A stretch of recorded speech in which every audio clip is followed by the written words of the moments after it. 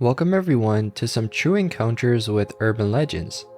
These cases will include encounters with urban legends like Black-Eyed People, Tiny People, Headless Horsemen, and many more.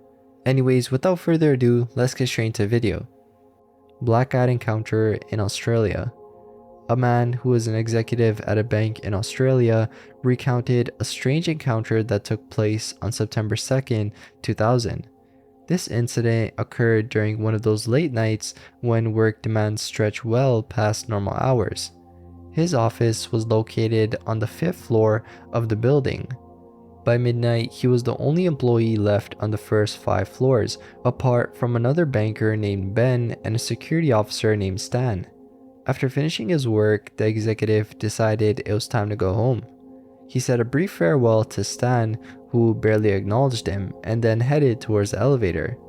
He pressed the button for level B2 where the car park was located. As the elevator began its descent, it unexpectedly stopped at the 2nd floor. This puzzled him since he believed that only he, Ben, and Stan were still in the building.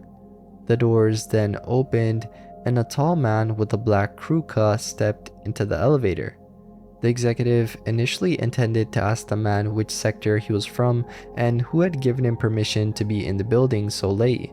However, as he looked into the man's eyes, he noticed that they were entirely black. No pupils, no retinas, just entirely black.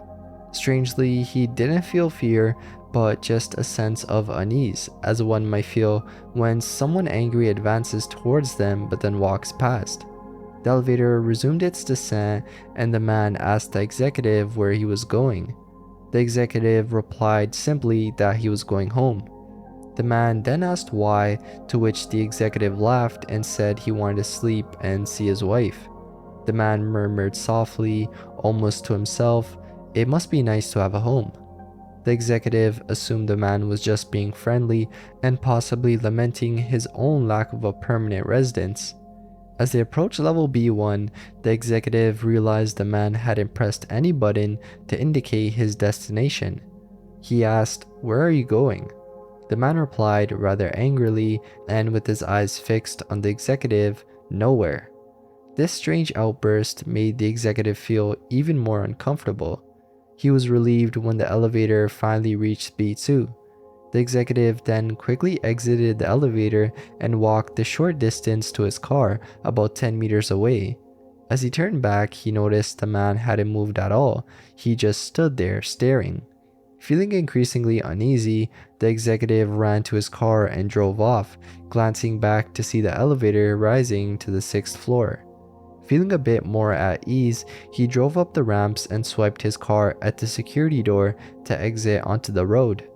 However, as he drove onto the street, he noticed something even more weird, being that all the lights were all out. This was particularly strange for a city like Sydney. As he turned a corner, he then saw the black-eyed man walking ahead of his car. The executive's heart raced as he sped home, probably breaking several traffic laws in his haste. The most bizarre part of the story though came later when he checked the videotapes and records. They showed no one using the elevator at the time apart from himself. The man had seemingly vanished without a trace. Hide-and-go-seek Headless Horsemen. In the early 1990s, an incident took place in Westlaco, Texas that haunted 2 siblings.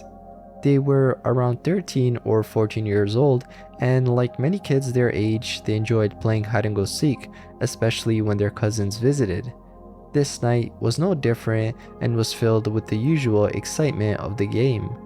It was late, and after 30 minutes of playing, it was the narrator's turn to count and seek. As they began counting, they covered their eyes and leaned against the wall. The countdown felt like it took forever, filled with the anticipation of the hunt. "Here I come," they announced, signaling the start of their search. They first looked around the front of the house, but saw no one, leading them to think the others had hidden in the back. With careful steps, they walked towards the left side of the house, aiming to circle around the back. It was at the edge of the wall that their night took a terrifying turn. As they glanced towards the back, they saw the sight of a headless horseman moving from their house towards the neighbors. The figure was clear, a vision of a headless rider crossing the yard. Fear surged through the narrator, and they couldn't contain their panic. "That's it, I ain't playing anymore," they yelled. "Come out, I'm not gonna look for you, I'm going inside." They bolted back into the house, their hearts racing. Inside, their cousins and siblings, puzzled by the sudden end to the game, asked, "What happened? Why didn't you look for us?" The narrator told them about the sight they had just witnessed. The others didn't believe them at first and simply laughed it off, saying it was just an overactive imagination. The room was filled with disbelief and a bit of fear. Just then, the door opened and the narrator's older brother walked in, looking shocked. Everyone turned to him, curious about his unusual appearance. "What's wrong with you?" they asked together. He took a moment before speaking. "You will never believe what I just saw outside," he began. He then described the exact same figure, the headless horseman, crossing from the yard to the neighbors.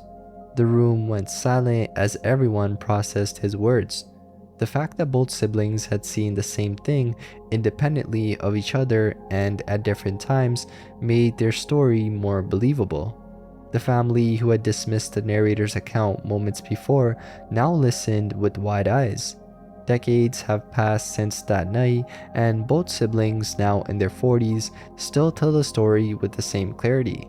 The memory of the Headless Horseman remains vivid, a shared experience that has never faded from their minds. Bluebell Hill Hitchhiker. Maurice Goodenough was driving on Bluebell Hill one night between Maidstone and Chatham just after midnight in the very early hours of Saturday, July 13, 1974. As he drove along the dark, winding road, a girl appearing to be around 10 years old and dressed in a white blouse, socks, and a skirt suddenly materialized in the beam of his headlights. The sudden appearance of the girl caused Maurice to slam on his brakes, skidding in a desperate attempt to avoid hitting her. Despite his efforts, he felt the impact as his car struck the child. Shocked and horrified, Maurice leapt out of his car to assess the situation and found the young girl lying on the road. She was bruised and bleeding, but her injuries did not appear to be life-threatening.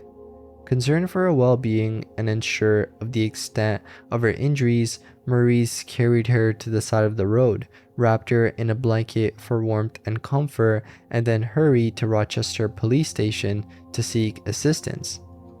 When Maurice returned to the scene with the police, they found only the blanket lying on the ground. The girl had vanished without a trace. The police, perplexed by the situation, called in a tracker dog to help locate her, but the dog was unable to find any scent to follow. Also, there were no bloodstains on the road or surrounding area to suggest that the girl had been there at all. Inquiries at local hospitals yielded no reports of any injuries matching the description Maurice had given. And to add to the mystery, Maurice's car showed no signs of damage from the collision. When analyzing the details, one possible explanation is that the girl's injuries were not severe, and she managed to leave the scene on her own, perhaps returning home or running away from some other situation. It has also been speculated that she might have been on the run from social services, but this theory is kinda questionable since no one has ever been able to trace the girl or find any evidence of her existence since that night. Over the years, the search for the phantom hitchhiker's identity has brought forward an interesting candidate. On Friday, November 19th, 1965, nearly 9 years before Maurice's encounter, a tragic accident occurred on Bluebell Hill. A Ford Cortina carrying 4 women collided with a Jaguar. Among the passengers in the Cortina was a 22-year-old bride-to-be who was to be married in Gillingham, Kent, along with her 3 hen party companions. The bride-to-be sadly succumbed to her injuries 5 days after the accident at West Kent Hospital. One of her companions also died instantly in the crash, and another died upon arrival at the hospital, and the 4th was alive but seriously injured. The occupants of the Jaguar survived. Club encounter with black eyes. In February of 2007, an event took place in Indianapolis, Indiana, specifically in the club district of Broad Ripple, which is about 60 blocks north of downtown. Basically, a group of friends, including a man, his girlfriend, and a few others, were out bar hopping on a Friday night, enjoying the lively atmosphere. The man needed to withdraw some cash and decided to walk a few dozen yards to avoid ATM fees. He went to the ATM at a nearby bank, and after withdrawing the cash, he turned around and noticed a man across the street leaning against a telephone pole. This man was dressed impeccably in a black suit and an open-collar maroon shirt. He was tall, around 6'4", with jet black hair, and despite the distance, it seemed like his eyes were completely black.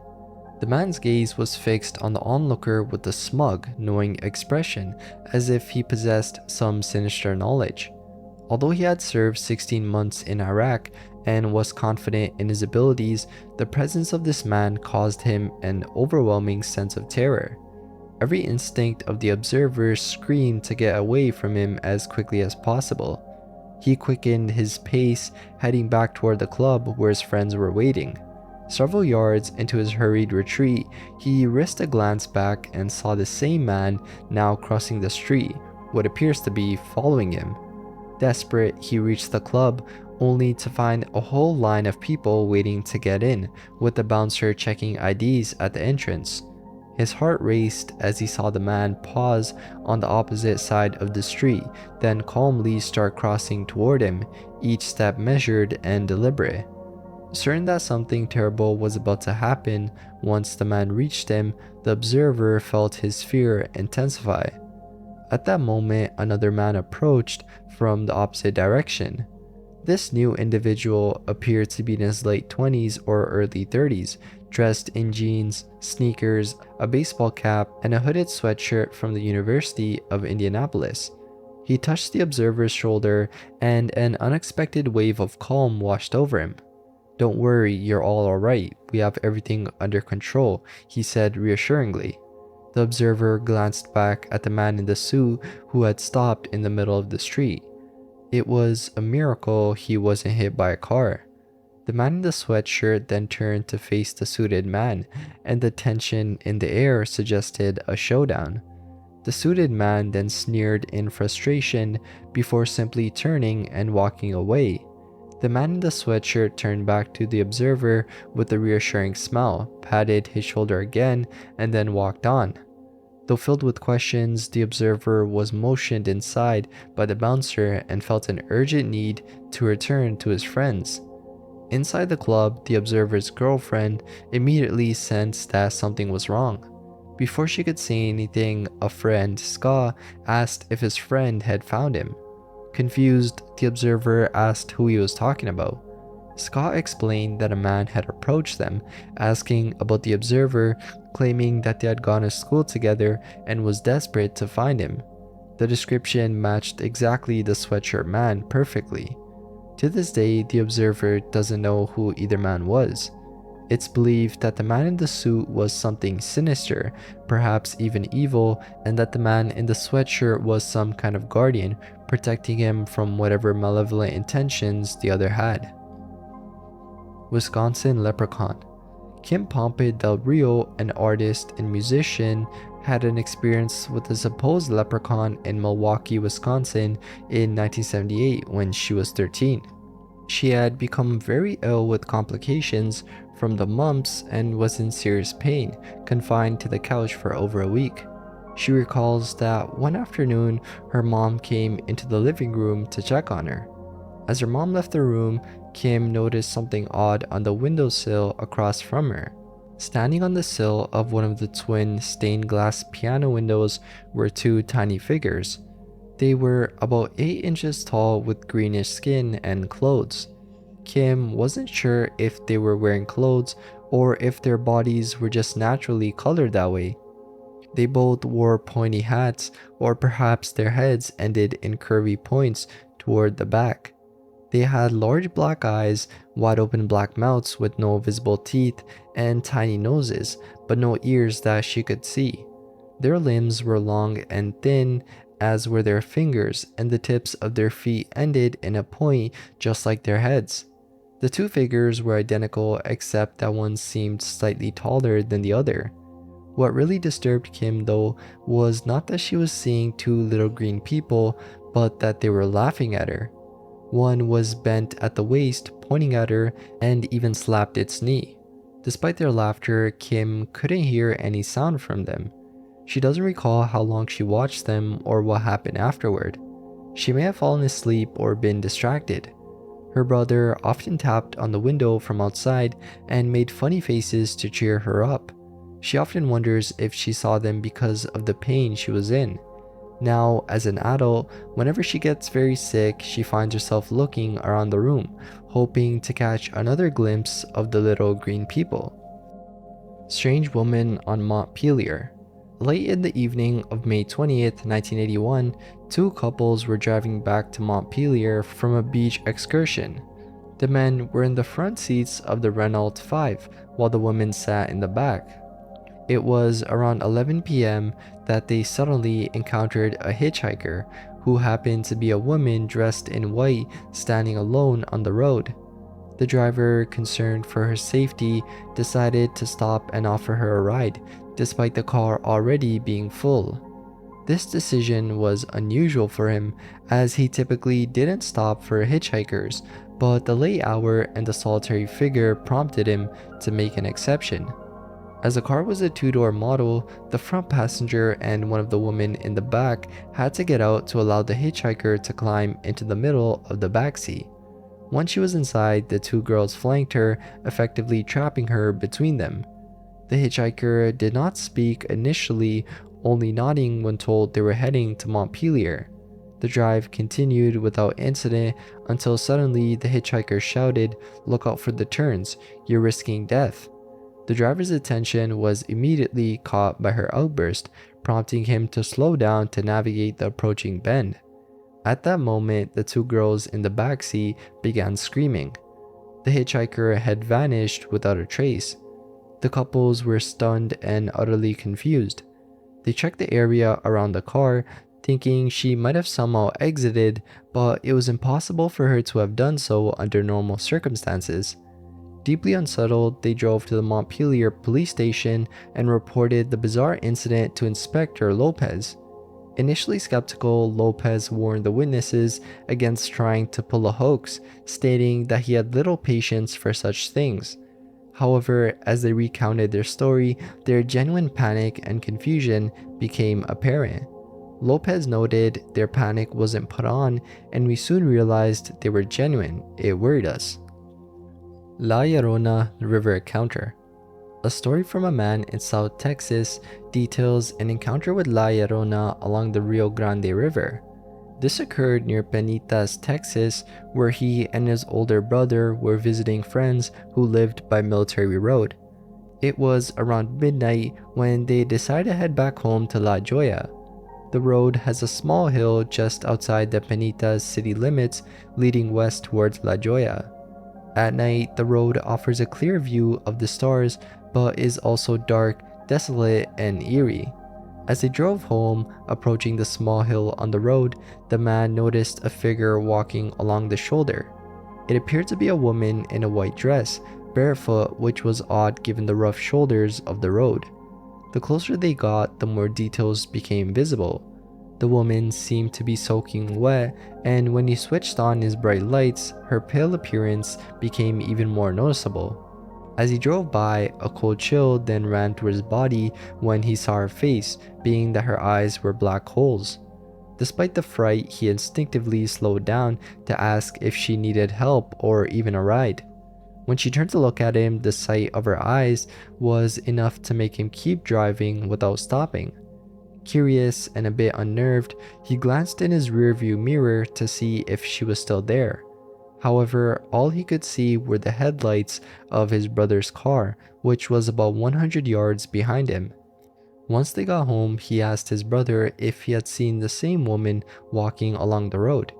His brother, with a puzzled expression, confirmed seeing her and described her appearance.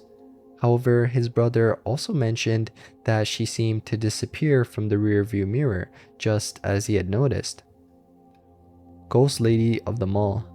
Years back, before new businesses and buildings replaced the demolished El Centro Mall, a man named Jose told of his dad's story who worked the night shift there. As a skeptical person who never really tells lies, Jose's dad's account holds particular weight. The story takes place in Pharr, Texas, when the mall was a different place, a hub of eerie encounters and unexplained phenomena. Jose's dad and another coworker were responsible for cleaning the stores at night. One evening though, around 10 p.m., with the mall closed and completely deserted except for the two of them, Jose's dad decided to take a short coffee break. He wanted to share the break with his coworker who was working at the other end of the mall. As he walked through the empty corridors, he caught a glimpse of something strange in the glass reflection, being a lady walking in the opposite direction. The unmistakable sound of her high heels echoed in the quiet, empty mall. Curious and intending to inform the lady that the mall was closed to the public, he turned around to greet her. However, she was nowhere to be seen. Confused, he glanced back at the glass window and was stunned to see that her reflection was still there, standing perfectly still.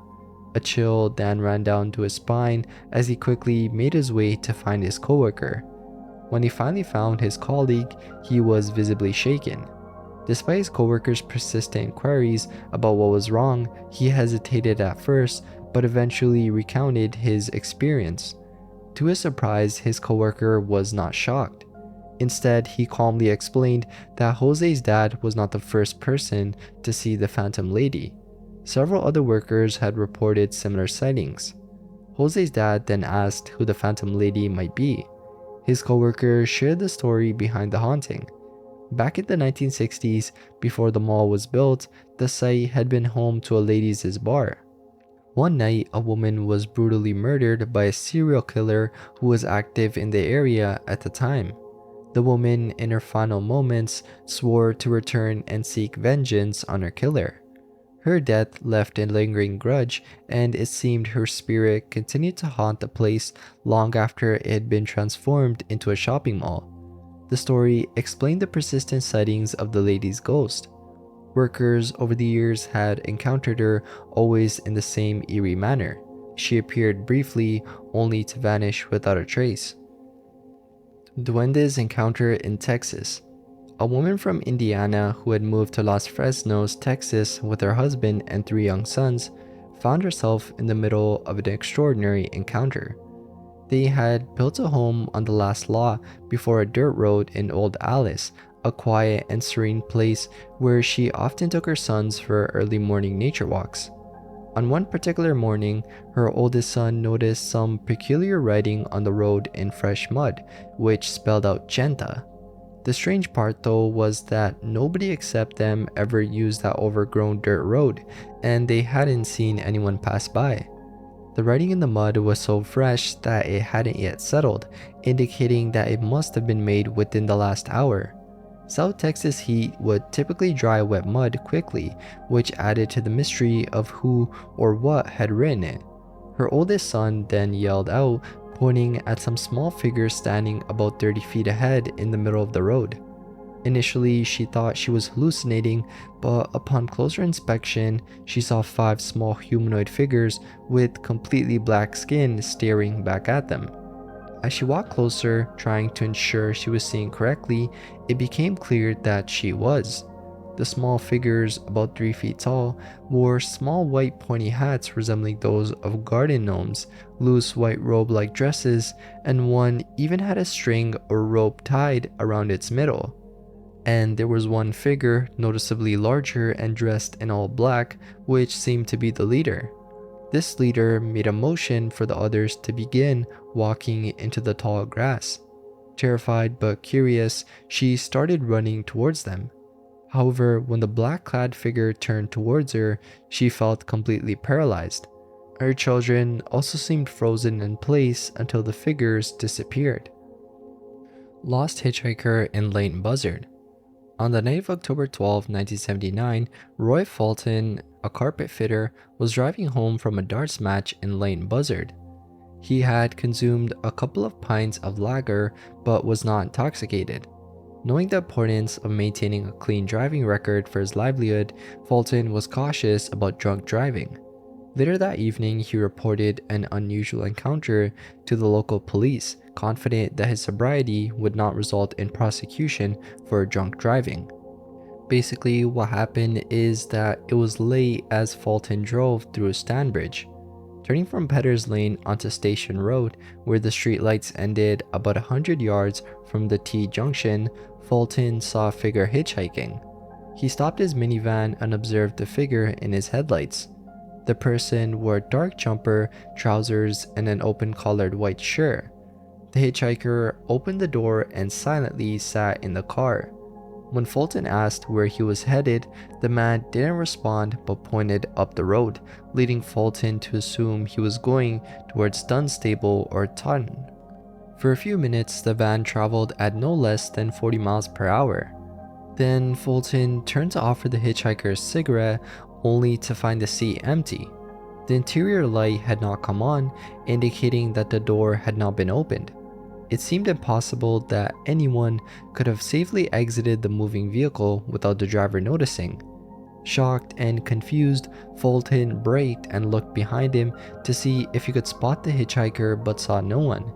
He checked the rear of the minivan to ensure the passenger had not somehow moved to the back, but this possibility was quickly ruled out. Realizing the hitchhiker had vanished without a trace, Fulton gripped the wheel and drove away in a state of panic. Fulton then reported the incident to the Dunstable police, who dispatched a car to the scene. However, they didn't require Fulton to accompany them, as there was little they could do. There was no apparent crime or breach of law and order requiring their attention, and thus no reasonable action that they could take. The police noted the event but had no leads to follow. Driverless Ghost Car.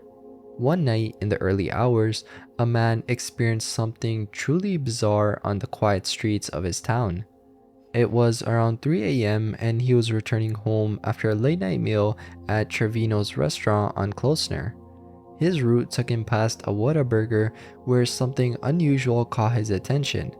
From the corner of his eye, he noticed an old 1950s white Chevrolet, rusted and worn, passing him. He didn't want to turn and see it directly, feeling some unease. The car passed him and then pulled in front, beginning to slow down. Trying to avoid it, he moved to the right lane, but the car also moved, blocking his path. He then shifted to the left lane, but the car repeated the maneuver, positioning itself directly in front of him again. This time, it came to a complete stop. He hit the brakes and collided with the back of the Chevrolet. To his shock, he realized that the car was completely empty. There was no driver inside, but he could see the steering wheel moving on its own. Disbelief washed over him, yet he resisted the urge to stare at the eerie sight. Instead, he reversed his car, and when he looked back, the mysterious Chevrolet had vanished. It disappeared without a trace. He then decided to take a different route home. Throughout the drive, his mind raced with questions and confusion about what he had just witnessed. As he tried to make sense of the encounter, a memory surfaced. Years earlier, he heard a girl recount a similar story about an old car. She and her friends had encountered a white, rusted Chevrolet that behaved in the strange same manner. It would block their path, refusing to let them pass. Eventually, it slowed down, allowing them to overtake it. When they did, they were horrified to see what they believed was the devil behind the wheel. The car then passed them again and turned into a field where it seemed to disappear through a fence. Larona sighting in McAllen. This story comes from a man named Isaac, and it takes place during the hot summer of 1986. Basically, Isaac and his friend decided to go fishing one night at a reservoir next to McAllen Miller Airport, despite his parents' disapproval. They took all the necessary fishing gear, packed it in the trunk of Isaac's mother's car, and secretly took the car keys. Many teenagers went to the reservoir at night to party, and there was an opening in the wired fence that provided easy access. Isaac and his friend then arrived at the reservoir without any issues and quickly gained access through the large opening in the fence. They unloaded their gear and began fishing under the serene night sky. The water was calm and the surroundings were quiet, making for a perfect fishing environment. After some time, a white mist began to form over the reservoir's water. Isaac watched the mist, which gradually took the shape of a white silhouette. Within moments, he could make out the figure of a woman floating above the water. She appeared to be gliding in the air, wearing a white dress that was soaking wet with long flowing black hair. His friend, overwhelmed with fear, bolted back to the car, leaving Isaac paralyzed with fear, unable to move a single muscle. His legs refused to respond, and he stood frozen in place, staring at the apparition. As the figure moved closer to the edge of the water, both Isaac and his friend heard a blood-curdling scream. The voice cried out, "Hey, Mejillos, ¿dónde están Mejillos?" The specter's wailing seemed to break Isaac out of his trance, and he managed to snap out of his paralyzed state. He then turned and ran as fast as he could to the car. Once inside, he wasted no time to floor the gas pedal, desperate to leave the terrifying scene behind. When they finally reached home, still shaken and scared, they realized they had left all their fishing gear at the reservoir. The thought of going back to retrieve their belongings was out of question, given the terror they had just experienced. Curse of La Lechuza. This story is about an experience recounted by Robert Limon, whose mother grew up in San Antonio, Texas during the early 1960s. Robert's mother was about 13 years old at the time and lived next door to a woman who practiced witchcraft, known locally as a witch. This witch was especially mean-spirited and frequently bullied Robert's grandmother, who was deeply religious and terrified of the witch. The witch often left lit candles with strange writings on their porch and would chant spells while laughing at the family. One night, when Robert's uncle Tommy had just returned from the Vietnam War and was staying with Robert's grandmother, they were all awakened by a loud whistling sound outside. When they stepped outside to investigate, they saw a large bird with an eerie human-like face, resembling that of an old woman perched on the porch. The bird began to fly around the house, whistling loudly. Robert's grandmother, convinced it was a lechuza, a mythical bird believed to be a witch in disguise, fell to her knees in fear, dragging Robert's mother down with her. They began reciting the Our Father prayer and the Rosary. Tommy, seeing how frightened his mother was, became enraged. He grabbed the shovel and chased the creature, swinging at it and cursing. This seemed to work, as the lechuza eventually flew away. In his anger, Tommy then went to the witch's yard and cursed her name. After that night, things became quieter and the tranquility was short-lived. About 6 months later, Tommy left for California. Tragically though, he was involved in a car accident and died. Robert's grandmother believed the witch had cursed Tommy, leading to his untimely death.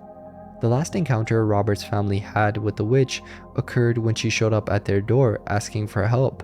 The once powerful and menacing witch was now thin, skeletal, and sickly pale. Despite her fear, Robert's grandmother took pity on the witch and let her inside. Inside, the witch revealed that she had angered a more powerful witch who had cursed her. Suddenly, the witch began vomiting human hair and choking. The sight was so horrifying that Robert's grandmother nearly fainted. An ambulance was then called, but even the paramedics were baffled by what they saw. The witch was then taken to the hospital where she died that day. After the witch's death, Robert's mother claimed to be plagued by paranormal activities and ghostly encounters in many of the homes she had lived afterward. Robert himself recalls living in a very haunted house during his childhood, suggesting that the witch's curse might have followed his family. Blackeyed apartment encounter. A 47-year-old woman with over 2 decades of experience as an apartment manager found herself terrified by a truly disturbing encounter. It was a day like any other, and she was accustomed to opening her door to strangers interested in available apartments. Although she occasionally felt uneasy about certain individuals, she always made herself available to show ready and empty units. On this particular day, however, she experienced an intense fear that was unlike anything she had ever felt before. The incident occurred in the early afternoon when a young boy knocked on her office door. As she opened it, she was greeted by a boy who appeared to be around 17 or 18 years old. He inquired about an open apartment for rent. His attire was unremarkable and his demeanor seemed normal enough, but something about him immediately filled her with dread. It was his eyes that caused this overwhelming reaction. They were entirely black, devoid of any pupils or whites, and looking into them made the hair on her neck stand up. Despite her extensive experience in dealing with the public, she had never encountered anything like this. The intensity of the fear she felt was almost paralyzing, and she instinctively knew she was in extreme danger. She couldn't maintain eye contact with him for more than a few seconds, feeling as though her very life was at risk. The boy just stood there on his bicycle, not making any threatening moves, simply waiting for her to invite him in or show him the empty apartment. Her instincts though screamed at her to shut the door and get as far away from him as possible. Overwhelmed by this primal fear, she slammed the door shut and retreated into her office. She then felt an urgent need to put a barrier between herself and the boy with the black eyes. Her hands were trembling and she felt a cold sweat breaking out across her skin. The intensity of the encounter left her shaken for hours afterward. She immediately called her daughter at work, desperate to share what had happened and seek some form of reassurance. When she described the boy and his unsettling eyes, her daughter told her about the black-eyed kids. They were supposedly young children or teenagers who approached people asking for help or trying to gain entry into their homes or cars. The stories about these black-eyed kids often ended with the people who helped them experiencing extreme misfortune or even death. Although skeptical at first, the apartment manager couldn't shake the fear that gripped her. Despite trying to find more information about these black-eyed kids, there was little to go on. The few stories she did come across though seemed to confirm her daughter's warning, being never let them inside, no matter how young or persistent they might seem. The encounter left her feeling vulnerable and wary, a stark contrast to her usual confidence and professionalism. Salsbury Hitchhiker. On the night of October 7, 1965, Annabelle Randall and her fiancé John Plowman were driving home. It was late, around 11:35 p.m., and as they approached Skew Railway Bridge on Salisbury Road, they were mindful of its reputation as a notorious accident spot. They drove with caution, but suddenly Annabelle had to swerve the car violently to avoid hitting a figure sprawled over the top of the bridge, with his legs and feet extending onto the road. She remarked that if they had been traveling at speed, they would have definitely run over the figure's feet. Annabelle thought it might have been a tramp, while John speculated it could have been a drunken soldier. John was not entirely sure though that they had missed the figure, so they pulled the car over a little further along the road to inspect any damage. Upon returning to the bridge, they found no trace of any figure or bloodstains. The body had simply vanished. John then conducted a thorough search under the bridge, in the nearby fields, along the side of a hill, and on the railway embankment. He expressed his confusion, questioning how the man had managed to disappear so suddenly, especially considering that it was barely seconds after Annabelle had stopped the car.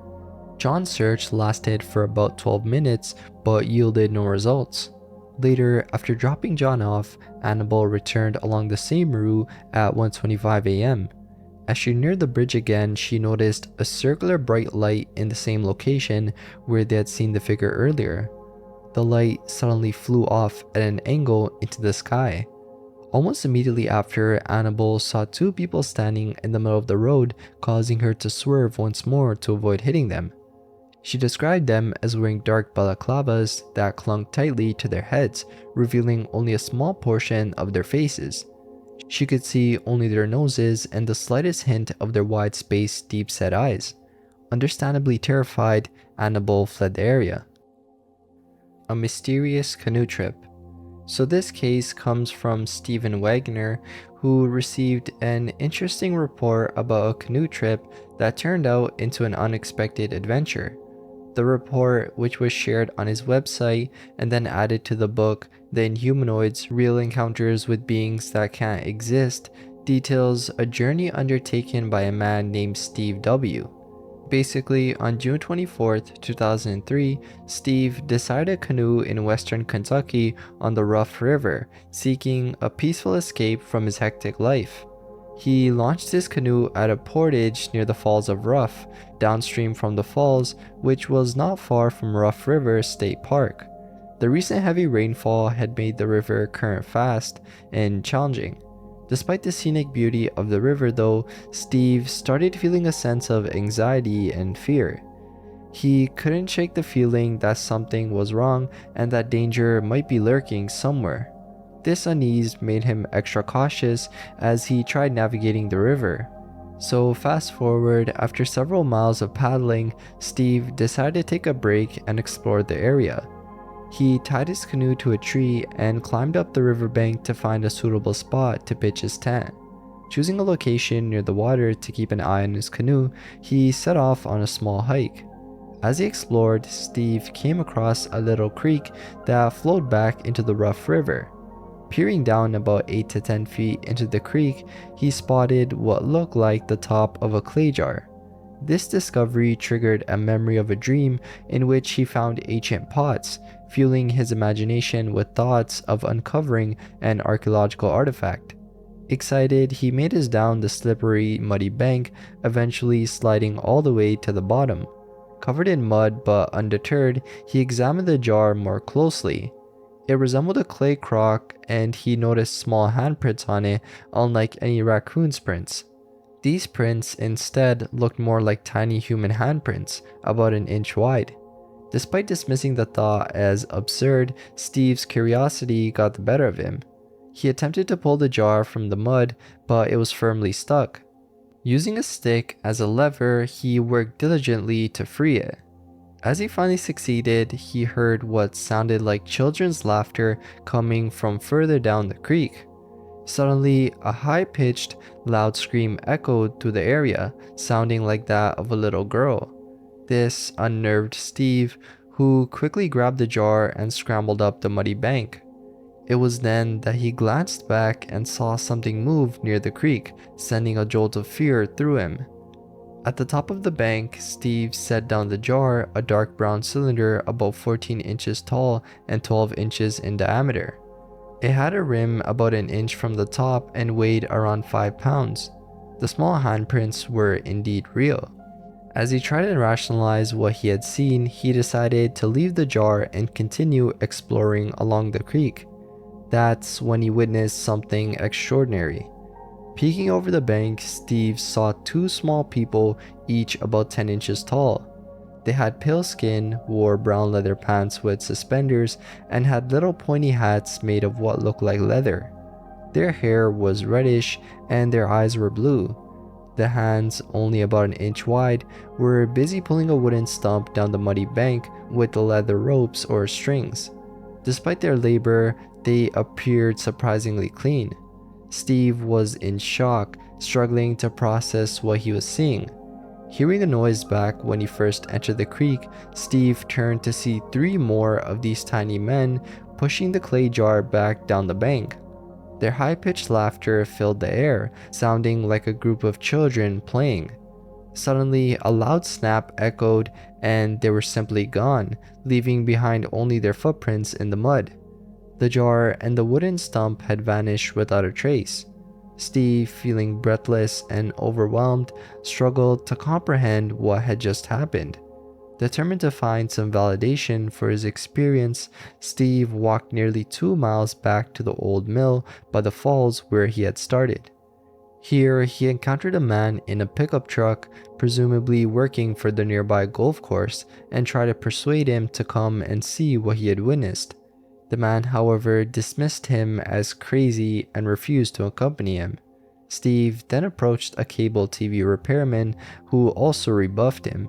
Feeling increasingly paranoid and frustrated, Steve decided to return to the creek alone to search for any remaining evidence. To his astonishment, the area looked completely undisturbed. There were no footprints, no sign of the little people, and no indication that anything unusual had occurred. The mud on the bank was smooth and untouched, making Steve question his own sanity. Packing up the gear, Steve then paddled his canoe downstream, camping out in a hayfield about 20 miles away.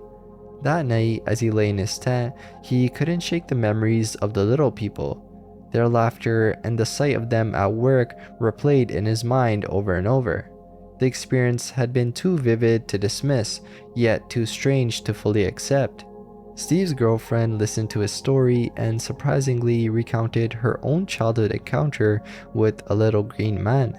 She had no problem believing Steve's account, but for him it was more so that it was a significant event that he now had to live with.